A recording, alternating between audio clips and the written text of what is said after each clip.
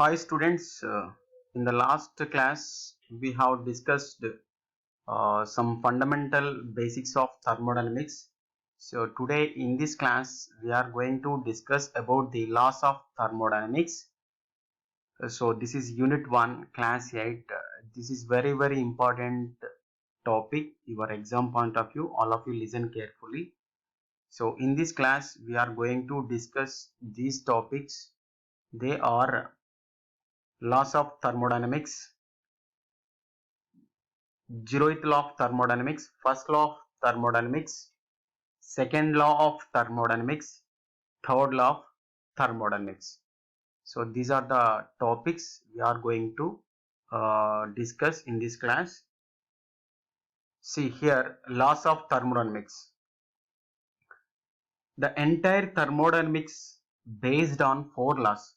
Entire thermodynamics based on four laws. They are the zeroth law of thermodynamics, first law of thermodynamics, second law of thermodynamics, and third law of thermodynamics.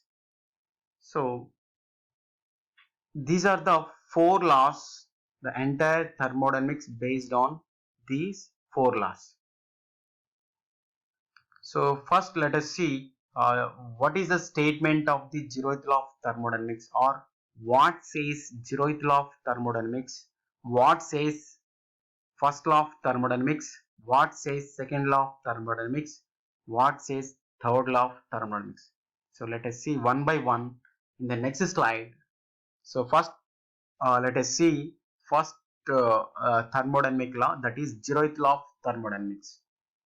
If you want to understand zeroth law of thermodynamics, so we should take one diagram. So this is our diagram. See here we have three bodies, block A, block B, and block C. So three bodies, body C, body A, and body B. So here the temperature of the body C is higher than the body A and B. See here, the body C is contact with the body A, and body C also contact with body B. See here, after some time, some amount of heat absorbed body A, and some amount of heat will absorb the body B. See here, after some time, the body C and body A will reach the thermal equilibrium position. After some time, the block A or body A and body C will reach the thermal equilibrium position, and also body C and body B also will reach the thermal equilibrium position with the body C. So here A and B also will be in thermal equilibrium position with each other. Means the block B and block A and block C, these three bodies are also thermal equilibrium with each other. So zeroth law of thermodynamics states that when a body C is thermal equilibrium with the body A and body C is thermal equilibrium with the body B separately, then these three bodies are also thermal equilibrium with each other. So this is the statement of the zeroth law of thermodynamics. See, the zeroth law of thermodynamics explains the concept of temperature. So this law mainly explains about the concept of temperature. Okay, I hope you understand about the zeroth law of thermodynamics. So what is the practical application of zeroth law of thermodynamics? What is the practical application of zeroth law of thermodynamics? Means, see here, uh, if you want to measure the human body temperature, so we need a thermometer scale. See here, for example, this human body temperature is at 40 degrees centigrade. So how can we measure the human body temperature? Means by using this thermometer. So if you keep this thermometer in mouth, the temperature of the human body is now at 40 degrees centigrade. The temperature of the thermometer is now 0 degree centigrade. If we keep these two with contact, after some time, the thermometer will absorb the human body temperature. Means, so what is the temperature of the human body present now? The same temperature will be in the thermometer. Okay, so this is a practical application of the zeroth law of thermodynamics. So to measure the human body temperature. I hope you understand about the zeroth law of thermodynamics and application of the zeroth law of thermodynamics. Next, we will see the first law of thermodynamics. First law of thermodynamics. So, first law of thermodynamics is the special form of law of conservation of energy. First law of thermodynamics is the special form of law of conservation of energy. So, what is the statement of the first law of thermodynamics? Means it states that the energy can be neither be created nor be destroyed. It states that energy can be neither be created nor be destroyed, but it can be transferred from one form to another form. This is the statement of the first law of thermodynamics, law of conservation of energy. Or we can define in other way. This law states that, means first law of thermodynamics states that the work and heat are always mutually convertible. Work and heat are always mutually convertible. Means we can convert heat as a work or work as a heat. We can convert work as heat, heat as work. So these two are mutually convertible, mutually convertible. So according to this statement,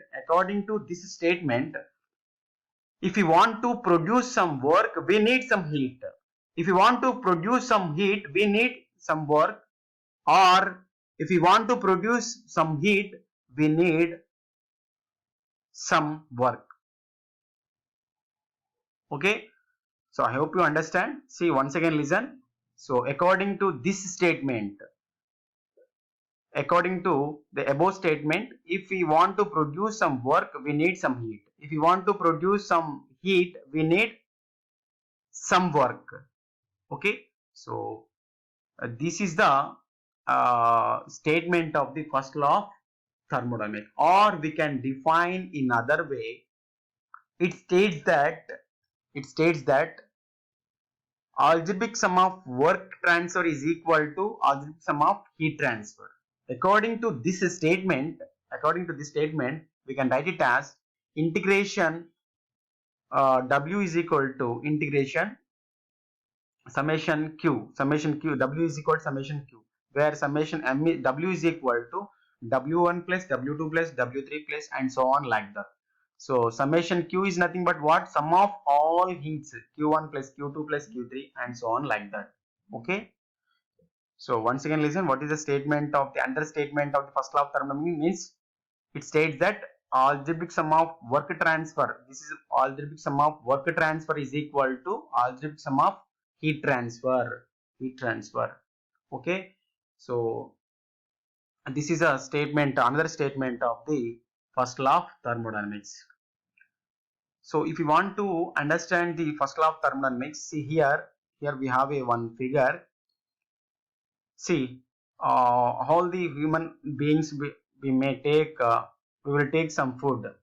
So whatever the food we are taking, that food energy will not totally utilize to increase the internal energy or develop the heat in our body.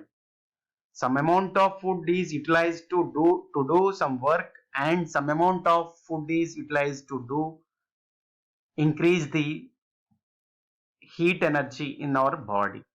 So this is a first law of thermodynamics.